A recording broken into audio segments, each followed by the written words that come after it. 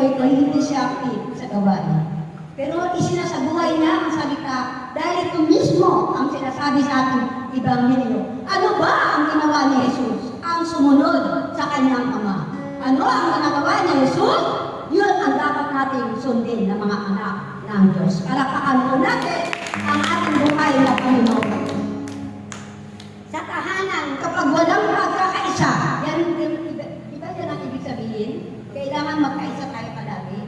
Yan ang ibig sabihin ng santatlo, na kung hindi nagkakaisa ang tahanan, magulungan. Walang kapayapaan. Habang nag-aalmusal ang mag-anak nito, puro kwento ito, pero makabuluhan. Narinig ko ito sa Porsilio. Pero hindi ito ang tinalakay niya, iniba ko lang yung terms para mapaiba naman. Tinanong pa nung ina ang mga anak, ano gusto niyo anak na ang ulam mamayang tanghalian? Sumagot sila, bangus. Wow, masarap yun, sabi ng bangus. Pero, ang gusto ng isa, pretong bangus. Yung isa naman, paksiw na bangus. Yung isa, sinigang na bangus.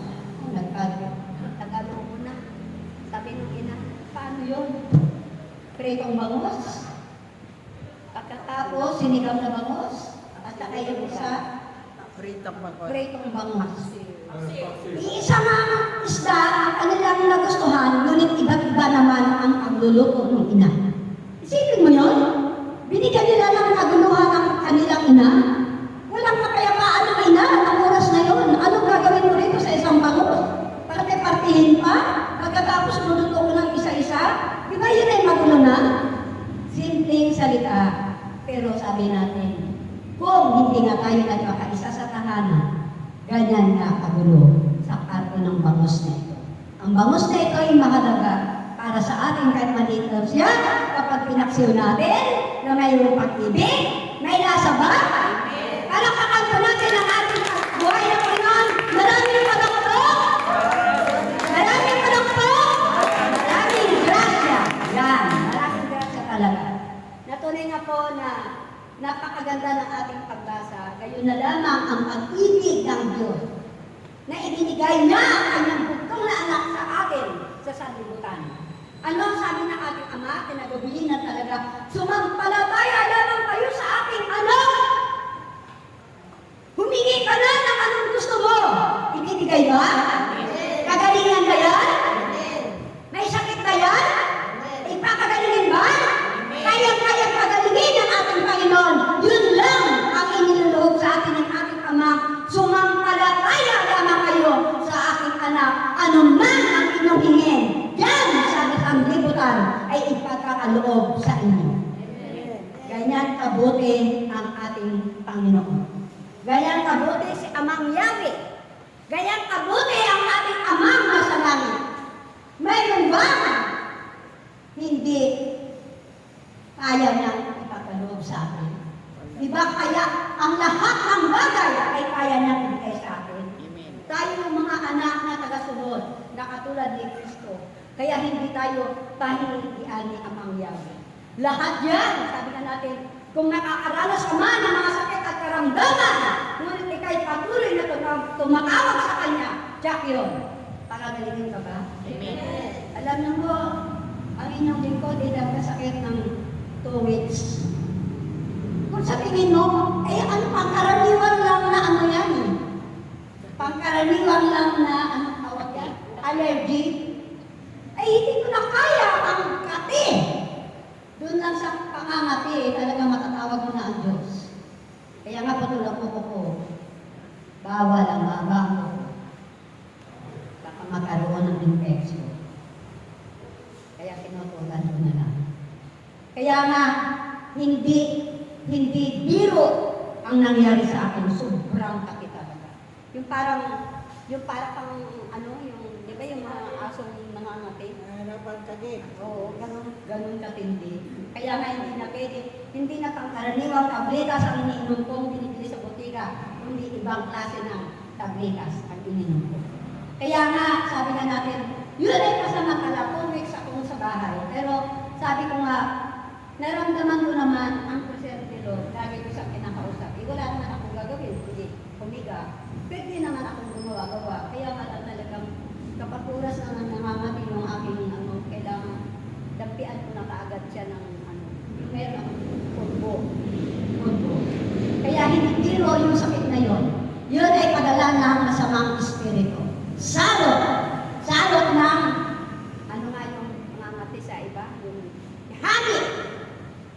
pagkakataong yan at pag dumating sa buhay mo, baka yan.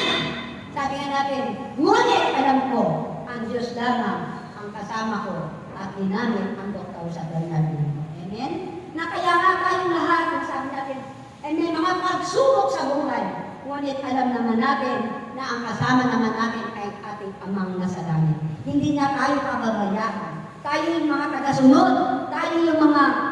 Kaya palagi ang mensahe ngayon, ano ang sabi? Sa simula pa lang, sa akin, yung ginamit ako, na kailangan ng mga tungkulin natin ay ating dapat gampanan. Hindi na tungkulin ni brother yan. Kapag ibinigay na sa iyo, moderator, parayotin mo ang moderator. Ako ngayon ang magmo-moderator. Yun ang ibig sabihin na kapanghawakan mo na talaga na ikaw na nga yun ang tinawag ng ating Panginoon. Kaya nga kami nitong mga worker iba't-ibati, alam mo kung bakit? Tawagan na lang. Kailangan mayroong kahalinhinan. Kaya Sister Connie, every now and then, lagi kami nakiusap niya. Kaya hindi mawawalan dito sa gitna. Mag-moderator man o worker. Bago mangyari ang mga gawain na ito, ay nagkatawagan na kami. Kaya may punta ka na, ang ibig sabihin, kailangan sabihin mo sa iyong kapatid. Para yung mga gawain ng mga mabinis ay mayroong gagampahan. Dahil nakakahiya kay Amang Yahweh. Amen? Hindi kay Sister Tess. Wala tayong dapat kahiya kay Sister Tess.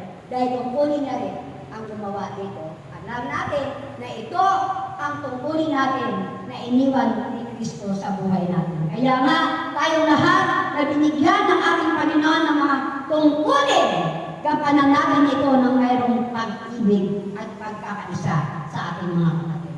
Alam niyo po, ito lang yung hinihiling ng ating punong lingkod. Yung pagkakaisa. Pero minsan talaga, bilang tao talaga, makikita mo, pero nakakatawa naman tayo. Diba? Walang pikon. Amen? Nasabi natin, walang pikonan dito. Sabi na natin, dito, sabi natin, kapag tayo nandito sa gitna, kapag anuman ang ating sinasabi, itinapahayag. Yun ay mula sa ating Panginoon. Amen? Amen? Palakpakan mo natin ang ating buhay na Panginoon. Praise the Lord. Kaya nga, magsisimula sa tahanan natin yung pagkakaisa na yan. Nasabi natin yung Santatlo. Ang hirap kaya yan banggitin, yung Santatlo na yan. Pero sabi natin, mayroon akong kapatid na magaling talaga magpahayag ng tungkol dyan. Nasabi na natin, katulad ni Sister Connie na ipahayag na niya ng maayos at kaya nga maliwanag na. Diba Sister Connie? Hallelujah, hallelujah, hallelujah. Hallelujah, hallelujah, hallelujah. Ang pagtitiwala sa Diyos Hallelujah, hallelujah. at pananampalataya ninyo Hallelujah. ay lagi ninyong narinig Hallelujah, hallelujah. na manatili sa inyong mga puso at kalooban Hallelujah. sa araw-araw ng inyong mga pamumuhay Hallelujah. upang kayo Hallelujah. ay hindi Hallelujah. mailigaw ng kalaban. Hallelujah. Anuman ang mga puso, Hallelujah. nariyan sa Hallelujah. maligid. Hallelujah. Kailanman, Hallelujah. hindi kayo madali. Hallelujah. Kapag kayo rin ay punong-puno Hallelujah. ng pananalangin at paghingi sa Diyos na makapangyarihan. Hallelujah. Kailangan palagi tayo nagtitiwala sa Diyos. Pagtitiwala. Di ba may kanta? Ang tiwala sa isa't isa ay kailangan. Kailangan natin ang tiwala ng ating kapwa. Natunay nga po napakahalaga na tayo nagtitiwala sa Diyos. Na anuman ang mga pagsubok, ayan sa pagsubok naman yan nagsisimula lagi. Sabi natin, paano ka nagtiwala sa Kanya? Kailangan may pahintulot naman ng Diyos. Kaya nga kung ikaw ay nananalig sa kanilang tatlo, ngunit yung isang Diyos yan. At magkailangan ko ba isang banggitin? Diyos Ama, Diyos Anak, at Diyos Espiritu Santo. Kaya nga, hindi kailangan mawala ang Espiritu. Tama, si Sister Connie, na hindi natin dapat mawala yun. Alisin ang Espiritu Santo. Dahil kung wala ang Espiritu Santo sa ating buhay, walang gagabay. At siya, hindi ka magkatagumpay sa inyo. Amen? Yan ang ating pag-asa, ang Espiritu Santo. Wala na. Dati hindi ko pa yan kilala. Alam mo, mayroong nung mga panahon noon, share ko lang to. Na habang nagluluto ako sa bahay, habang nagluluto, yung dalawa nandyan sa salas. Malapit lang ang kusina at salas. habang nagluluto ako, sila dalawa tuturo sa akin. Kasi ayaw talaga nilang ako'y maligwa ng mga panahon noon. Dalawa sila tumututok sa akin. Kaya nga sabi nga natin, kung mayroon sa akin dito na tinuturuan, huwag niyong masamain. Masipag magturo, sumunod ka na lang. Alam mo, minsan nakakapikon na si Sister Tess, pero di dapat tayo mapikon. Dahil alam natin ang masamang espiritu ay pwede rin siyang gamitin, pwede rin tayong gamitin para sa kanyang pananampalataya, para rin sa ating pananampalataya. Ito'y simple lang na pumasok sa buhay ko. Sige na, Sister Mel, sabi naman ng dito ba? Sige na, matanong ka na, magto ka na, ganyan. Kikilusap ka. Talagang pinatigasan ko. Luluto na ako dito. Ayan o, baka trabaho din yung isa dyan. Trabaho na ako dito. Marami na ako trabaho. Lahat na lang, akin na lang. Tapos magtutok ako, ganyan-ganyan pa ako, ganyan-ganyan talaga. Gusto ko Mariosep. Talaga nakakahiya. Kaya maupang na loob habang kami nagsasalita sa inyo. At ito'y sinasabi ng base sa mga nangyari sa buhay ko. Ayan na ang ating amang nasa langit. Ayan na. Kaya nga, humingi ka na ng tawa. Kasi pagkatanggi-tanggi ko eh. Pagkatanggi-tanggi, parang tumanggi ako sa isang taong, lang, wala pakarliwa. Ayan na ang anak. Magkasunod pa na. Ngunit doon sa Espiritu Santo, tadyak ang inabot ko. Aray ko! Dito ako inabot. Hindi ko alam kung suntok o sampal o ano. Basta aray ko.